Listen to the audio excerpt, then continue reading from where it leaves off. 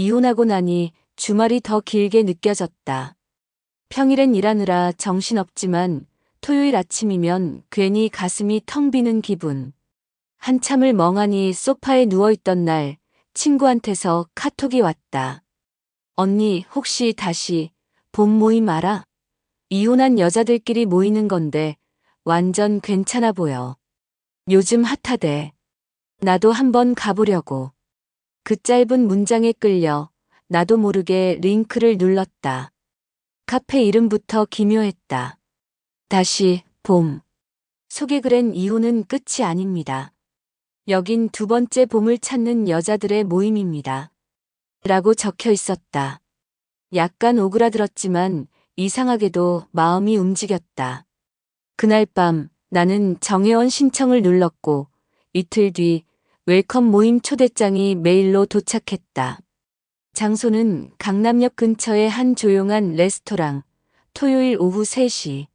옷은 너무 정장스럽지 않게, 하지만 꾸미는 것도 잊지 말기. 모임 규칙엔 남성 동반 금지, 사진 촬영 금지, 타인의 정보를 외부에 발설 시 즉시 퇴출이라고 적혀 있었다. 그 마지막 줄이 괜히 마음에 걸렸지만 이미 호기심은 통제를 벗어나 있었다. 토요일 오후 거울 앞에서 여러 번 옷을 갈아입었다.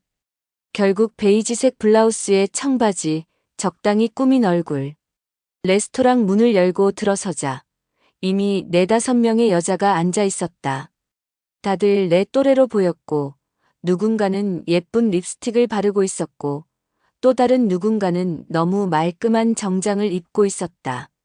나보다 먼저 도착한 여자들 중 한 명이 나를 향해 웃었다. 어서 오세요. 혹시 봄님? 카페 안에선 회원을 실명 대신 봄오이라는 닉네임으로 불렀다. 나는 봄수연이었다. 맞아요, 봄수연이에요. 자리에 앉자마자 와인잔이 내 앞에 놓였다. 모임 담당이라는 여자, 봄다혜가 말문을 열었다. 다들 반가워요. 여기 계신 분들은 이제부터 우리와 함께 서로의 봄을 만들어갈 분들이에요. 처음은 조금 어색하겠지만 곧 익숙해지실 거예요. 술잔이 오가고 간단한 자기소개가 시작됐다. 그런데 희한하게도 여긴 슬픈 이야기가 없었다. 다들 너무 밝았다. 어떤 여자는 이혼한 남편한테 위자료도 제대로 못 받고 나왔는데도 웃으며 그 얘기를 했다. 어떤 여자는 지금 연애 중이라며 핸드폰 속 남자의 사진을 슬쩍 보여줬고 또 다른 여자는 나는 이혼 덕분에 더 잘 살게 됐어라고 당당히 말했다. 그리고 그중 가장 조용해 보였던 여자가 입을 열었다. 저기 이런 질문 괜찮을지 모르겠는데요. 혹시 여기에 그 모임도 포함된 거 맞죠? 그 말에 와인잔을 들고 있던 여자들이 동시에 눈빛을 주고받았다. 봄다혜가 살짝 미소를 지었다. 그 모임이라고요? 여자가 입꼬리를 올리며 말했다. 남성 후원자 만나는 거요. 여기서 연결되는 거 있단 얘기 들었거든요. 그 순간 분위기가 싸해질 줄 알았는데 전혀 아니었다. 오히려 어떤 여자 하나가 코웃음을 쳤다. 어머, 아직도 그걸 몰랐어? 여긴 그냥 위로하는 모임 아니야. 우리 다 각자의 방식으로 인생 다시 꾸미고 있는 거야. 그리고 그게 뭐 좀 특별할 뿐이지. 다시 봄이라는 이름이 그제야 다른 의미로 다가왔다. 이건 단순한 이혼녀 힐링 모임이 아니었다. 뭔가 더 복잡하고 더 깊고 솔직히 말해 더 화끈한 게 숨어 있는 느낌. 그날 모임이 끝나갈 즈음 봄다혜가 내게 슬쩍 명함 하나를 건넸다. 혹시 관심 있으시면 연락해요. 정모 말고 비공식 모임도 있으니까요. 집으로 돌아오는 길 핸드백 속 명함이 자꾸 손에 닿았다. 검은 바탕에 금박으로 박힌 이름. 그리고 그 아래 작게 적힌 문장. 다음 계절을 여는 문 선택은 당신의 것. 그날 밤 나는 그 명함을 손에 쥐고 한참을 창밖을 바라봤다. 어쩌면 이혼보다 더 큰 일이 시작될지도 모른다는 느낌. 그런데 이상하게도 두렵진 않았다. 오히려 설렜다. 그 명함을 손에 넣고부터 내 일상은 조금씩 이상해졌다. 출근길엔 유난히 주변의 시선이 신경 쓰였고, 거울 앞에 서면 늘 하던 화장이 왜 이렇게 밋밋하게 느껴지는지 립스틱 색 하나에도 마음이 요동쳤다. 그러다 어느 날 업무가 끝난 저녁 무렵 핸드백 속에서 그 명함을 꺼냈다. 주저하다가 번호를 눌렀다. 신호음 2번, 그리고 차분한 여자의 목소리. 여보세요. 네, 저 봄수연인데요. 아, 기다리고 있었어요. 모레 저녁 시간 괜찮으세요? 장소는 문자로 보내드릴게요. 꼭 단정하게 입고 오세요. 말투는 다정했지만 어딘가 낯설게 정리된 어휘였다. 단정하게. 그 말이 머릿속에 오래 맴돌았다. 모임날 평소 입지 않던 블랙 원피스를 꺼내 입었다. 허리에 적당히 감기는 디자인, 소매는 살짝 비치는 시폰. 머리는 반 묶음으로 자연스럽게 넘기고 립은 평소보다 진한 와인 컬러를 발랐다. 거울 속 나는 낯설고 조금은 은밀했다. 약속 장소는 청담동의 한 작은 갤러리. 간판도 없는 외관에 철제 문은 닫혀 있었고 입구 앞에 서니 자동문이 조용히 열렸다. 안쪽엔 은은한 재즈가 흐르고 있었고 가죽 소파 위엔 이미 몇 명의 여자가 앉아 있었다. 다들 지난번 봤던 모임에서 봤던 얼굴, 하지만 오늘은 전혀 다른 분위기였다. 다들 고급스러운 블랙, 네이비, 버건디 계열의 옷을 입고 있었고 그 눈빛엔 익숙한 어떤 긴장이 깃들어 있었다. 봄다혜가 나를 보며 다가왔다. 오셨네요. 어울리세요, 오늘. 그녀의 눈빛은 칭찬처럼 말했지만 그 속엔 다른 의미가 담겨 있었다. 조용히 와인을 건네고 내 옆에 앉으며 작은 노트북을 열었다. 오늘은 3분이 새롭게 오셨고요. 그중 2분은 기존 멤버들의 추천으로 왔습니다. 그리고 1분은 직접 선택하셨어요. 그녀의 손끝이 내 쪽을 가리켰다. 모두의 시선이 내게 쏠렸다.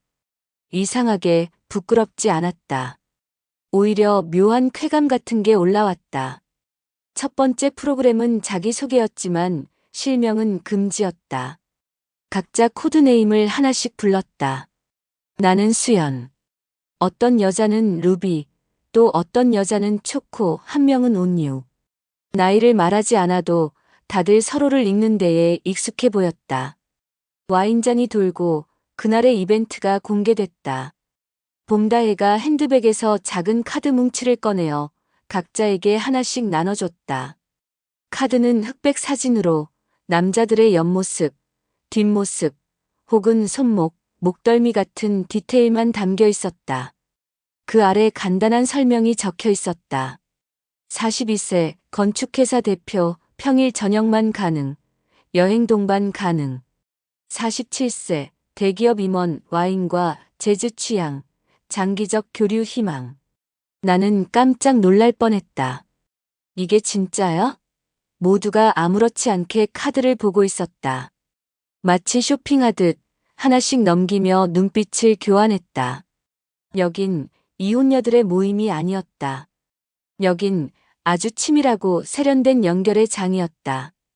그리고 나는 지금 그 세계의 입구에 서 있었다.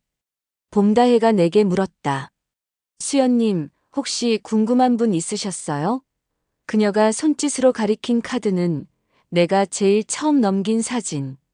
짙은 셔츠에 팔짱을 낀 남자의 옆모습이 담겨 있었다. 45세, 회계사 미혼. 조용하고 섬세한 스타일. 내가 아무 말 없이 카드를 가리키자 그녀는 웃었다. 그분 다음 주에 저녁 자리가 있어요. 원하시면 세팅해 드릴게요. 모든 게 정돈돼 있었다. 원하는 남자를 고르고 원하는 시간과 장소에 맞춰 조용히 만남이 이루어지는 구조. 하지만 이상하게도 이 모든 게 너무 자연스럽게 느껴졌다. 한 번도 누군가를 이렇게 고른 적 없었지만 내가 그 남자의 사진을 고를 땐 손끝이 떨리지 않았다. 모임이 끝날 즈음 봄다혜가 내게 다가와 낮은 목소리로 속삭였다. 수연님, 오늘 처음 치고는 아주 자연스러우셨어요. 다음 주 저녁 7시 위치는 개별 연락드릴게요. 그리고 그날은 향수를 잊지 마세요. 집으로 돌아오는 택시 안에서 나는 핸드폰을 열어 카드 속 남자의 사진을 다시 들여다봤다. 그리고 이상하게 입가에 웃음이 번졌다.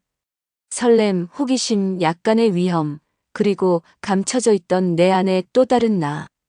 이혼은 끝이 아니라 시작이란 말, 이제야 알 것 같았다. 그날 저녁 봄다혜에게서 문자가 도착했다. 7시 논현동 49-2 브라운 도어. 예약자명 S. 짧은 문장 안에 모든 게 들어있었다. 위치, 시간, 그리고 내가 해야 할 것. 거울 앞에 앉아 천천히 화장을 다시 했다. 어제보다 짙게, 입술은 조금 더 붉게. 향수는 평소 쓰지 않던 깊은 머스크 계열, 가슴 언저리에 뿌리며 손끝을 스쳤을 때 심장이 살짝 떨렸다. 옷장은 오래 열어둔 채로 골랐다. 검은색 슬립 드레스, 가디건은 어깨를 간신히 가리는 얇은 니트. 그날따라 바람이 불지 않길 바랐다. 브라운 도어라는 곳은 겉보기엔 평범한 건물 지하의 바였지만 문을 열자 전혀 다른 세계가 펼쳐졌다. 조명이 낮고 음악은 느렸고 사람들은 조용했다. 마치 소리 자체가 금지된 것처럼. 예약자명 S를 말하자 직원이 미소 지으며 5번 테이블로 안내했다. 나는 조용히 걸음을 옮겼고 이미 자리에 앉아있던 한 남자와 눈이 마주쳤다. 셔츠에 재킷, 말끔한 인상, 그리고 어딘가 조심스러운 눈빛. 그는 내게 먼저 손을 내밀었다. 반갑습니다, 수연님. 목소리는 낮았고 따뜻했다. 나도 그 손을 맞잡으며 고개를 끄덕였다. 반가워요. 그 한마디로 모든 게 시작되었다. 우리는 음식 주문도 거의 없이 와인 한 병을 천천히 나눴다.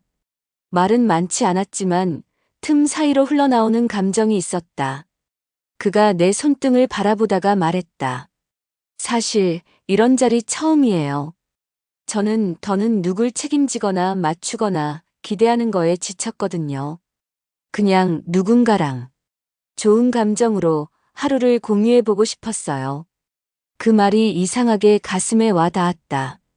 나도요. 나도 더는 미래를 묻고 싶지 않았어요. 그냥 오늘만 좋으면 된다는 게 이런 자리의 규칙일지 모르지만 나는 그 규칙이 좋았다. 와인잔이 비워지고 눈빛이 깊어졌고 어느 순간 말이 끊겼다. 그는 조용히 내 쪽으로 몸을 기울였다. 그리고 물었다. 이 밤 나와 더 함께 하실래요? 말 대신 고개를 끄덕였다. 문 밖에 나섰을 땐 이미 어둠이 짙었다. 그는 차를 불렀고 차 안에서 우리는 아무 말 없이 손을 잡고 있었다. 호텔의 프런트, 엘리베이터 안의 정적, 문이 열리고 닫히는 소리, 그리고 두 개의 숨결이 동시에 터져 나오는 그 찰나. 그의 손이 내 어깨를 감싸 안고 등 뒤로 닿았을 때 나는 잠시 숨을 멈췄다. 오래 잊고 있던 감각들이 하나씩 되살아났다. 키스는 조심스러웠고 그 다음은 전혀 조심스럽지 않았다. 그의 입술이 목선을 따라 내려갈 때 나는 스스로를 붙잡지 않았다. 침대 위, 불 꺼진 어둠 속 피부와 피부 사이에 숨겨둔 이야기들이 서로에게 번져갔다. 우리는 그렇게 아무 말 없이 밤을 나눴다. 아침 햇살이 커튼 틈으로 스며들고 있었고 그는 먼저 일어나 나를 바라봤다. 잘 주무셨어요? 네, 덕분에. 나도 모르게 웃고 있었다. 헤어질 때 그는 명함 하나를 내게 건넸다. 이건 그냥 혹시나 연락하고 싶어질 때를 위해. 호텔을 나서며 나는 그 명함을 가방 깊숙이 넣었다. 그리고 봄다혜에게 문자를 보냈다. 좋았어요. 이게 시작이라면 다음은 언제죠? 곧 답장이 왔다. 수연님 환영해요. 이제 진짜 봄이 시작됐네요. 그날 이후 나는 예전으로 돌아가지 못했다. 감정이 아니라 감각이 사람보다 나 자신이 중심인 세계. 모임은 한 달에 한 번, 비공식은 비정기적으로, 그리고 매번 다른 이야기들이, 다른 남자들이 다른 여자들과의 시선 속에 이어졌다. 그리고 나는 점점 더 깊이 들어가고 있었다. 그런데 그 다음 모임에서 나는 믿을 수 없는 인물과 마주치게 된다. 내가 잊었다고 믿었던, 하지만 단 한 번도 완전히 지워본 적 없는 이름. 그 이름이 다시 나를 부른다. 그날은 비공식 모임 중에서도 특별한 날이었다. 화이트 나이트. 참가자 전원이 흰 옷을 입고 오기로 정해진 밤. 장소는 청담동의 개인 하우스. 초대받은 회원만이 들어올 수 있었고, 철저하게 예약제와 신원 보안이 지켜지는 그 밤은 가장 은밀한 연결이 이루어지는 자리였다. 나는 아이보리빛 실크 원피스를 입었다. 허리를 부드럽게 감싸는 라인과 뒤쪽에 달린 얇은 리본, 그 어떤 장신구보다 더 화려하게 느껴졌다.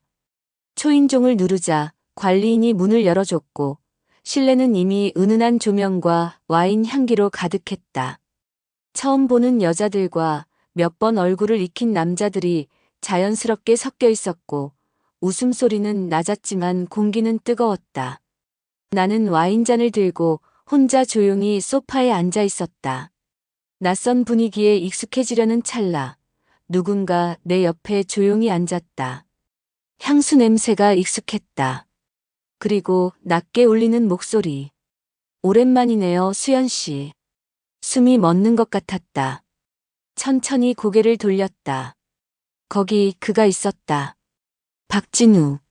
내 전남편의 절친이자 우리의 이혼 당시에도 법률 자문을 해주겠다며 계속 연락해 오던 남자. 하지만 난 그와 단둘이 대화를 나눈 적이 단 한 번도 없었다. 그가 여기에 있다는 건 이 모임의 정체와 그가 연결돼 있다는 뜻. 그 사실에 소름이 끼쳤지만 입꼬리는 본능적으로 올라갔다. 오랜만이에요. 여긴 어떻게? 그는 잔을 들어 내 잔에 와인을 따랐다. 어쩌다 보니 저도 이쪽 세계에 오래 있었죠. 그리고 오늘 여기서 수연 씨를 다시 보게 될 줄은 몰랐어요. 나도 몰랐어요. 이렇게 만날 줄은. 거짓말이었다. 사실 그날 입장 명단에서 익숙한 이니셜을 보고 혹시 아닐까 하는 예감이 있었다. J, W, P, 박진우. 내가 그걸 못 알아볼 리가 없었는데 모른 척 하고 싶었을 뿐이었다. 그는 나를 바라보다가 웃었다. 예전엔 수연 씨가 이런 세계랑 가장 거리가 먼 사람인 줄 알았어요. 근데 아니었네요. 나도 몰랐어요. 내가 이렇게 될 줄은. 하지만 나쁘지 않아요. 나쁜 게 아니죠. 오히려 솔직한 거죠. 그는 조용히 내 손을 잡았다. 예전 같았으면 거절했을 텐데 그날은 달랐다. 나는 그 손을 잡은 채로 물었다. 그래서 오늘도 연결되나요? 나랑요. 그가 웃었다. 원하면. 우리는 다시 하나가 되기 위해 움직이기 시작했다. 2층 룸으로 올라가는 계단에서 그의 손이 내 허리에 닿았고 나는 아무런 저항도 하지 않았다. 닫힌 문 안에서 우리가 마주 선 순간 서로의 눈빛엔 오랜 세월의 기묘한 얽힘이 스며들어 있었다. 그는 내 어깨끈을 천천히 내리며 물었다. 정말 괜찮아요? 지금 내가 누구인지 알고도 그건 중요하지 않았어요. 나는 속삭이듯 말했다. 지금은 나도 내가 누군지 모르겠거든요. 그의 입술이 내 입술에 닿았고 그 순간 우리는 과거의 그 어떤 기억도 품지 않았다. 몸이 먼저 움직였고 마음은 나중에 따라왔다. 어쩌면 지금의 나는 이혼 전보다 더 솔직해진 건지도 몰랐다. 새벽녘 그는 침대 머리맡에 앉아 담배를 피웠고 나는 침대에 누운 채 그를 바라봤다. 이제 와서 묻고 싶어졌던 질문. 그때 왜 나한테 계속 연락했어요? 그가 잠시 침묵하다가 말했다. 내가 그런 줄 알았어. 말은 안 했지만 너도 이미 그 결혼에 지쳐 있다는 거. 근데 너는 너무 오래 참고 있더라. 난 그게 안타까웠어. 그래서 계속 곁에 있고 싶었고 내가 무너지는 걸 기다렸는지도 모르지. 그 말이 슬프면서도 따뜻하게 들렸다. 그래서 오늘 이렇게 이어졌네요. 난 지금 무너진 건지 다시 세워진 건지 모르겠지만 그는 고개를 돌려 나를 바라봤다. 수연아, 너 처음 봤을 때부터 이렇게 될 것 같았어. 단 한 번도 말 안 했지만 그 말에 나는 웃었다. 그리고 고개를 끄덕였다. 나도 몰랐지만 어쩌면 나도 알고 있었는지도 몰라요. 우리가 다시 만날 거라는 걸. 그의 손이 내 머리카락을 쓸어 넘겼다. 그리고 조용히 불이 꺼졌다. 그날 이후 나는 봄다혜에게 따로 연락을 하지 않았다. 진우와의 만남이 모임의 규칙을 벗어난 건 아니었지만 뭔가 이건 조금 다른 감정이었다. 그런데 며칠 뒤 봄다혜에게서 한 통의 메시지가 도착했다. 수연님, 박진우 씨와 관련해 잠시 이야기 나눌 게 있어요. 중요한 문제입니다. 조용히 만나주시겠어요? 그 순간 심장이 덜컥 내려앉았다. 무슨 일이 벌어지고 있는 걸까? 그리고 그가 정말 말하지 않은 게 있는 걸까? 지금부터 내가 속한 세계가 흔들리기 시작한다. 강남역 근처 조용한 프라이빗 카페의 지하룸. 봄다혜는 늘 그렇듯 단정한 블라우스에 낮은 구피를 신고 있었다. 내가 들어서자 그녀는 와인 대신 따뜻한 홍차를 주문해줬다. 오늘은 와인 아닌 게 좋겠어요. 말해야 할 게 있어서요. 불길한 예감이 들었다. 그녀의 눈빛은 예전과 달랐다. 단순한 안내자도 단순한 언니도 아닌 그 모임을 설계한 사람의 눈이었다. 박진우 씨와 그날 이후로 따로 연락하셨죠? 네. 왜요? 수연님, 그분 원래부터 이 모임의 멤버가 아니었어요. 나도 모르게 몸이 굳었다. 뭐라고요? 그는 이 모임의 정회원도 소개된 인물도 아니었어요. 우리 시스템상 검증된 남성만이 참여 가능하다는 건 아시죠? 그럼 그날 화이트 나이트엔 어떻게? 그날 그의 신분을 후원자로 위장한 사람이 있었어요. 우리는 그가 정식 경로를 통해 온 줄 알았지만 조사해보니 누군가가 아이디를 공유했고 그 경로로 침입한 거였죠. 숨이 가빠졌다. 하지만 봄다혜는 내 눈을 피하지 않았다. 더 놀라운 건 그 사람이 바로 박진우 씨였다는 거예요. 그의 정보는 모두 삭제됐지만 우리가 내부 접속 기록을 통해 알게 됐어요. 진우가 그가 왜 그런 방식으로 날 찾아왔는지 아세요? 모릅니다. 하지만 그가 수연님을 찾기 위해 이 모임에 접근했다는 건 분명합니다. 그는 수연님의 전 남편과 얽힌 사업 문제로 법적 분쟁 중이에요. 이 모임에 들어오기 전부터 이미 수연님의 동선을 수차례 확인했고 접촉을 시도하려 했죠. 가슴이 철렁 내려앉았다. 그 모든 따뜻했던 말, 밤, 그리고 그 미소가 목적을 가진 것이었다면 그게 정말이에요? 다혜는 단호하게 말했다. 수연님, 우리가 운영하는 이 모임은 단순한 이혼녀들의 힐링 카페가 아니에요. 여긴 선택받은 여자들만 참여할 수 있고 남성 역시 엄격한 조건을 거쳐야 해요. 그런데 누군가가 수연님을 타깃으로 비밀리에 들어왔다는 건 여길 무너뜨리겠다는 의미일 수도 있어요. 그래서 지금 그 사람과는 연을 끊는 게 좋을 겁니다. 그날 집으로 돌아오는 길, 내 머릿속은 복잡했다. 진우가 목적을 갖고 다가온 거라면 그날 밤의 모든 순간은 뭐였을까? 내 감정은 가짜였던 걸까? 하지만 기억은 거짓말을 하지 않았다. 그의 눈빛, 손끝, 그리고 그가 나지막이 불렀던 내 이름. 그런 건 연기일 수 없었다. 며칠 후 진우에게 연락이 왔다. 우리가 다시 만나야 할 이유가 생겼어. 직접 말할게. 그리고 미안했어. 내가 나서서 이러는 게 옳지 않았다는 거. 알아. 하지만 나도 이제 멈출 수 없게 됐어. 강남 한복판의 호텔 라운지. 내가 도착했을 때 진우는 기다리고 있었다. 오늘의 그는 이상하리만큼 무거운 얼굴이었다. 미안해요. 당신이 다혜한테서 들은 이야기 다 맞아요. 내가 수연 씨에게 접근한 이유, 처음엔 당신 전 남편이랑 얽힌 채무 문제 때문이었어요. 당신 이름으로 되어 있는 계약서가 있었고, 그걸 확인하려면 당신의 서명이 필요했어요. 그래서 이 모임을 추적했고, 들어왔죠. 나는 말없이 그의 눈을 바라봤다. 하지만 그 이후는 당신 때문이었어요. 당신이라는 사람 자체가 내가 감당할 수 없는 사람이었어요. 처음엔 목적이 있었지만 지금은 달라요. 내가 당신을 만난 그 순간부터 난 계획을 다 버리고 싶었어요.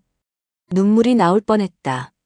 마음은 멈추고 싶었지만 심장은 계속 진우 쪽으로 기울고 있었다. 그래서 지금은요? 그 계약서 아직도 필요해요? 그는 고개를 저었다. 아니요. 지금은 그냥 당신 옆에 있고 싶어요. 어떤 조건도 없이. 하지만 당신이 날 믿을 수 없겠죠. 나도 몰라요. 믿고 싶지 않은데 믿고 싶은 게 문제예요. 그리고 그게 더 아프네요. 그날 밤 나는 아무런 결정도 하지 못한 채 방에 돌아왔다. 침대에 누워 핸드폰 화면을 보다가 결국 봄다혜에게 문자를 보냈다. 그는 나를 속였지만 나도 그에게 진심이었던 적 없었어요. 그런 우리 둘이 지금 뭘 지켜야 하는 걸까요?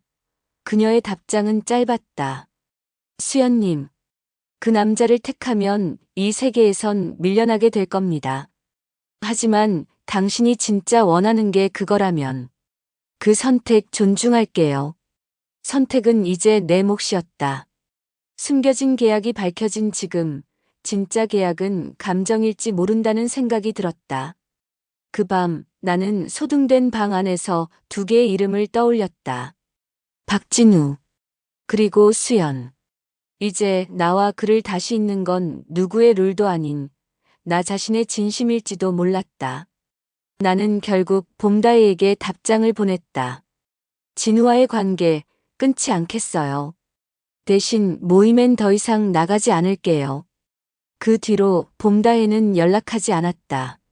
문자 하나 없었고 전화도 오지 않았다. 하지만 대신 다른 이상한 일들이 생기기 시작했다. 내가 다니는 피트니스 센터에서 예약이 갑자기 누락되거나 가끔 가던 미용실에서 내 예약이 취소됐다고 연락이 오기도 했다. 대수롭지 않게 넘기려 했지만 느낌이 이상했다. 어느 날 익명의 번호로 문자가 왔다. 그 남자 곁에 있다간 당신도 끝장나요. 아직도 모르겠어요? 발신 번호조차 저장되지 않은 낯선 문자. 나는 처음엔 그냥 무시했다. 하지만 며칠 후 내 회사 메일로도 같은 메시지가 들어왔다. 익명의 IP에서 보낸 위협. 모임에서 배제된 자는 보호받을 수 없다는 걸 곧 알게 될 거예요. 소름이 끼쳤다. 보호라는 단어가 왜 이렇게 낯설고 무겁게 들리는지 그제야 깨달았다. 다시 봄은 단순한 커뮤니티가 아니었다. 그건 일종의 시스템이었고 거대한 이해관계가 연결된 네트워크였다. 단순히 남자를 소개받는 자리가 아니었다. 그 안엔 금전, 정보, 권력, 그리고 누군가의 약점이 뒤엉켜 있었다. 나는 진우에게 모든 걸 말하고 싶었다. 그와 얽히는 순간 내 일상은 조금씩 망가지고 있었다. 하지만 동시에 이상하게도 그와 함께 있는 시간만큼은 전보다 더 살아있는 느낌이었다. 어느 날 밤 진우가 집 앞까지 데려다주며 말했다. 오늘따라 당신 얼굴이 피곤해 보여요. 괜찮아요? 아무렇지 않게 웃으려 했지만 눈물이 왈칵 쏟아졌다. 나 지금 무서워요. 뭔가에 감시당하는 느낌이에요. 이게 다 당신 때문인 것 같기도 하고, 당신 아닌 것 같기도 하고. 진우는 내 손을 꽉 잡았다. 수연아, 나 믿어요. 이건 단순한 협회나 커뮤니티가 아니야. 이 안엔 고위직 여성들이 엮여 있어. 대기업 임원의 부인, 지방 정치인의 내연녀, 대형 로펌의 이혼 전문 변호사까지. 그들은 남편에게 받은 굴욕을 이 모임을 통해 되갚고 있어. 그리고 자신들의 새로운 권력을 쌓고 있지. 내가 그걸 안 순간부터 이미 나도 감시당하고 있었어. 그는 핸드폰을 꺼내 어떤 녹취 파일을 들려줬다. 그 여자가 빠져나간 건 실수야. 박진우, 그 인간이 문제야. 둘 다 지워야 돼. 익숙한 목소리. 봄다혜였다. 나는 입을 틀어막고 침묵했다. 진우는 계속 말했다. 수연아, 우린 지금 빠져나올 수 없는 방에 있어. 문은 없고 창은 없고 나갈 길은 단 하나야. 우리가 먼저 그 방을 엎는 것. 우리가 먼저 그들의 약점을 손에 넣는 거야. 그리고 벗어나는 거야. 난 너 없이 못 나가. 너도 나와 함께여야 해. 며칠 후 진우는 내게 USB 하나를 건넸다. 이 안에 모임 내 주요 인물들의 계좌 정보와 남성 후원자들과의 비밀 계약서 복사본이 있어. 그들은 이걸 절대 밖으로 나오게 두지 않을 거야. 그리고 이걸 갖고 있는 이상, 우린 언제든 타깃이 될 수 있어. 숨이 막혔다. 이제 단순히 선택의 문제가 아니었다. 이건 생존의 문제였다. 우리는 USB의 내용을 외부에 유출하지 않는 조건으로 선에서 빠지기로 했다. 하지만 그 합의는 오래가지 않았다. 모임은 진우의 집에 침입해 노트북과 서류를 모두 가져갔고, 나도 퇴근길에 따라붙는 낯선 그림자를 느끼기 시작했다. 어느 날 밤 진우가 사라졌다. 연락이 되지 않았고 집도 비어 있었다. 모임의 흔적이 사라진 그 방엔 단 하나, 내 이름이 적힌 봉투만 남아 있었다. 내가 사라지더라도 당신은 끝까지 살아남아야 해. 그리고 반드시 봄다혜를 넘겨. 그녀가 이 모든 것의 핵심이야. 진짜 얼굴을 가진 사람은 그 여자 하나뿐이야. 나는 울지 않았다. 대신 봉투를 가방 안 깊숙이 넣고 거울 앞에 앉았다. 와인 립을 바르고 머리를 묶고 다시 실크 원피스를 꺼냈다. 다음 모임에 참석하겠다고 내가 먼저 연락을 했다. 봄다혜에게. 그리고 그녀는 아무렇지 않게 답했다. 수연님, 돌아오셨군요. 우린 당신을 기다리고 있었어요. 이제 내가 그 방 안으로 다시 들어가는 이유는 하나뿐이었다. 나가려면 안쪽을 먼저 무너뜨려야 하니까. 갤러리 건물 지하의 비공식 공간. 다시 그 철제문 앞에 섰을 땐 심장이 터질 듯 뛰었다. 봄다혜는 이미 안에서 기다리고 있었다. 그녀는 나를 보자 반가운 듯 웃으며 손을 뻗었다. 정말 반가워요, 수연님. 돌아오셨네요. 한동안 연락이 없어서 걱정했어요. 그 말 한마디에 나는 속으로 웃었다. 그 웃음이 진짜였으면 얼마나 좋았을까. 오히려 그 말투, 그 손짓, 그 미소가 지금은 더 역겹게 느껴졌다. 나는 그녀가 건네준 와인잔을 들며 천천히 말했다. 그동안 생각이 많았어요. 내가 뭘 원했던 건지, 어디까지 들어와 있었는지. 그런데 결국 빠져나갈 수 없더라고요. 나도 이제 이 안에 녹았어요. 봄다혜는 만족스럽다는 듯 고개를 끄덕였다. 이 안에서 진짜 자신을 찾은 사람들이 많아요. 수연님도 곧 알게 될 거예요. 이곳이 가장 안전한 곳이라는 걸. 하지만 그날 모임은 어딘가 이상했다.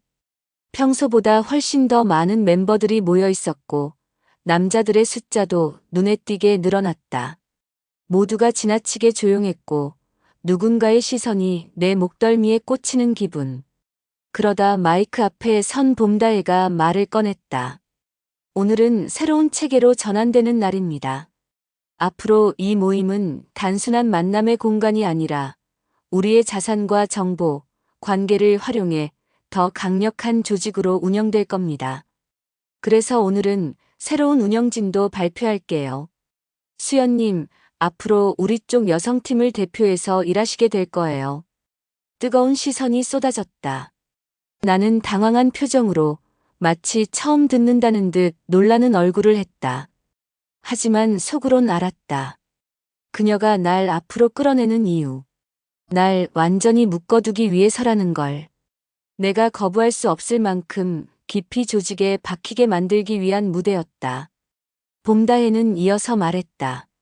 당연히 이 자리를 위한 사전 검증은 이미 끝났어요. 수연님이 가진 정보력, 그 섬세한 감각, 그리고 박진우 씨와의 관계도 정리되었다고 판단했어요. 그의 이름이 나온 순간 내 등골이 서늘해졌다. 그를 어떻게 정리했다는 거죠? 봄다혜는 아무렇지 않게 웃었다. 필요하신가요? 그에 대한 정보요? 우리가 모르는 사람은 없답니다. 이 안에서는. 그리고 그와의 관계는 수연님에게도 방해가 될 테니까요. 저는 정리된 줄 알았어요. 그 말의 끝은 협박이었다. 그를 지우지 않으면 너도 지워질 거야. 나는 마른 입술을 적시고 조용히 말했다. 필요해요. 그 사람의 정보. 마지막으로 확인하고 싶어요. 봄다혜는 손가락을 튕기더니 누군가에게 USB 하나를 건넸다. 여기에 그 사람과의 모든 기록이 있어요. 수연님이 보셔야 할 내용도 포함되어 있고요. 그런데 조심하세요. 기록은 때로 무기를 품고 있으니까. 나는 USB를 받아 가방에 넣었다. 모임이 끝난 후 나는 곧장 진우의 아파트로 향했다. 문은 여전히 닫혀 있었지만 문틀에 남겨진 자그마한 흠집과 번호 키패드의 흔적을 통해 알 수 있었다. 누군가 이곳을 여러 번 뒤졌다는 것. 그리고 아무도 돌아오지 않았다는 것. 다시 집으로 돌아와 USB를 연결했다. 파일은 단 하나. 폴더명은 DAHAEFINAL. 열리는 순간 내 손이 떨렸다. 영상이 재생되며 봄다혜가 인터뷰처럼 말하고 있었다. 여긴 여자들이 만든 판이에요. 남자들, 특히 권력 가진 남자들을 조용히 묶어두기 위한 장치죠. 후원자들이라고요? 웃기지 마요. 걔네는 우리가 만들어낸 인형일 뿐이에요. 우리가 진짜 원하는 건 그들의 약점, 통장, 여자관계, 그리고 부인들이 모르게 흘러나온 속사정들. 이걸로 협상하고 이걸로 지배해요. 거기엔 진우의 얼굴도 있었다. 처음 만난 날 하얀 셔츠에 앉아 웃던 그 장면이 조작된 영상처럼 편집되어 있었다. 그가 무언가를 사인하는 장면, 그리고 봄다혜가 그걸 지켜보는 모습. 내 심장이 찢어질 것 같았다.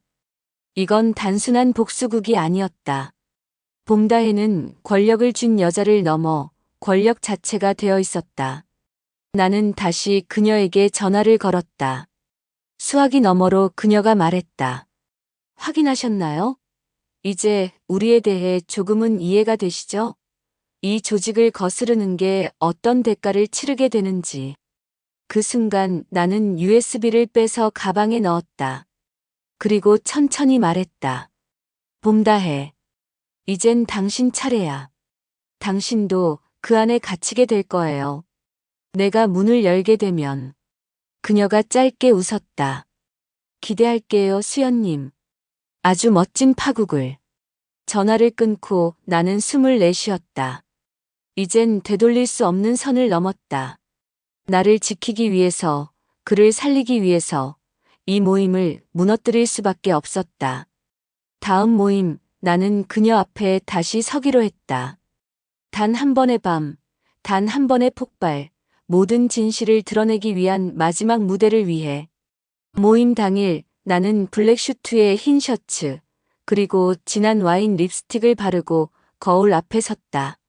이번엔 실크 원피스도 얇은 리본도 아니었다. 마치 전장에 나가는 사람처럼 마음을 단단히 묶었다. 오늘은 무너지기 위해서가 아니라 무너뜨리기 위해 가는 길이었다. 장소는 익숙한 청담동 갤러리. 어두운 조명 아래 모두가 와인잔을 들고 나를 기다리는 듯한 표정이었다.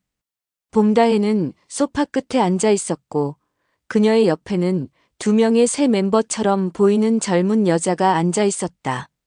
나는 천천히 걸어 들어가 자리를 잡고 모두의 시선이 나를 향해 고정되는 그 타이밍에 입을 열었다.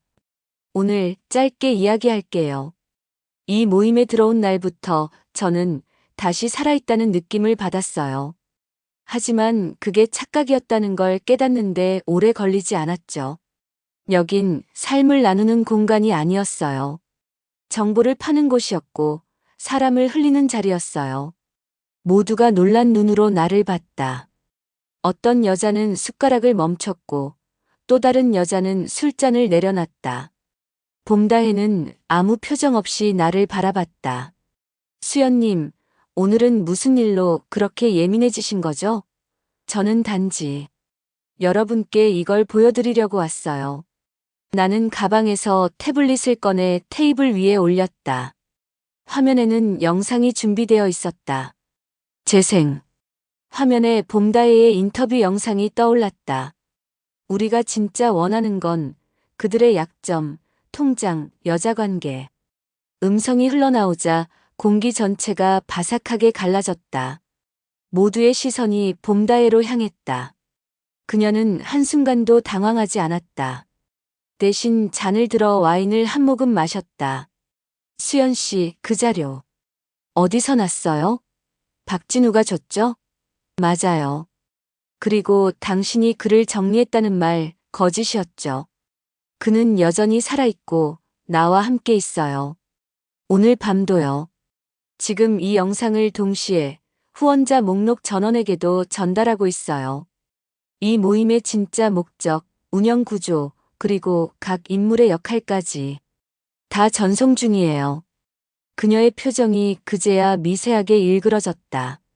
수연 씨, 그게 무슨 의미인지 알아요? 당신 이 바닥에서 못 살아남아요. 좋아요. 이젠 살아남고 싶지도 않아요. 대신 다시 숨 쉬고 싶어요. 내 진짜 이름으로. 내 진짜 얼굴로. 그때였다. 건물 입구 쪽에서 발소리가 들렸다. 한 무리의 남자들이 들어왔고 그들 중엔 변호사 그리고 2명의 기자도 있었다. 내가 미리 협조를 요청한 사람들. 오늘 밤 이 자리 모든 게 기록되고 있었고 현장 증거와 함께 기자단이 입장한 순간 이건 단순한 폭로가 아닌 고발이 되었다. 봄다혜는 자리에서 일어나 나를 노려보았다. 당신 이걸로 끝난다고 생각해요? 당신 같은 여자 다시 바닥으로 떨어질 거예요. 난 웃으며 말했다. 그 바닥이 여기보단 낫겠죠. 최소한 누구도 팔진 않으니까요. 그 순간 플래시가 터졌고 기자들은 그녀에게 마이크를 들이밀었다. 그녀의 미소는 깨졌고 머리카락 사이로 분노가 흘러나왔다. 나는 조용히 뒤를 돌아 걸어 나왔다. 문을 닫고 밤 공기를 마셨다. 거리 끝에 서 있던 진우가 나를 향해 걸어왔다. 다 끝났어요? 응. 다 끝났어. 나 이제 내 계절로 돌아갈 수 있을 것 같아. 그는 내 손을 잡고 말없이 고개를 끄덕였다. 따뜻한 손, 그리고 진짜 숨결. 봄은 끝났지만 내 안의 계절은 이제부터 시작이었다. 아무것도 꾸미지 않은 얼굴로 나는 다시 살아가기로 했다. 누군가의 봄이 아닌 내 이름으로.